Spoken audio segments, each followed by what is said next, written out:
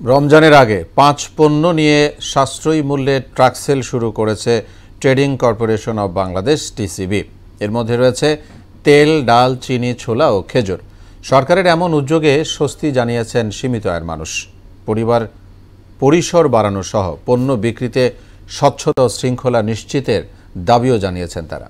মাহবুব হাসান রিপনের প্রতিবেদন।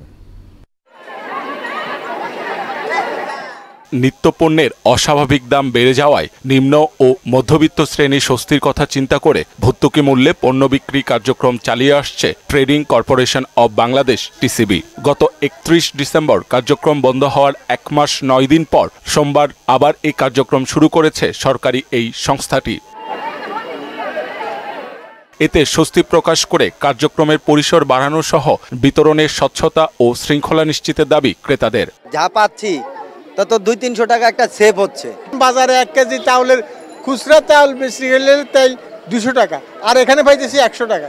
অনেক হাই হইতেছি, অনেক উপকার হইতেছে আমাদের, আমরা পাইতেছি সরকার থেকে। বাচ্চা নিয়ে আইছি, এখনো নিতে পারতেছি না, সামনে দিয়ে মানুষ নিতে আসে, কোনো মেইনটেইন নাই। একজনে 2বার করে নিতে আসে, আর একজনে একবারও নিতে পারতেছে না। রমজান সামনে রেখে 2 কেজি ছোলা ও 500 গ্রাম খেজুরের পাশাপাশি 2 লিটার ভোজ্য তেল, 2 কেজি মসুর ডাল ও 1 কেজি চিনি কিনতে পারছেন একজন ক্রেতা।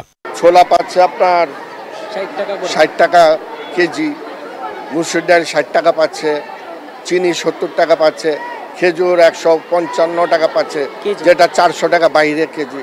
এই কারণে টিসিবি গাড়ির মধ্যে অনেক প্রচুর পরিমাণ ভিড়। ঢাকা শহরে 50টি ও চট্টগ্রামের 20টি স্থানে ট্রাক থেকে পণ্য বিক্রি শুরু করেছে সংস্থাটি।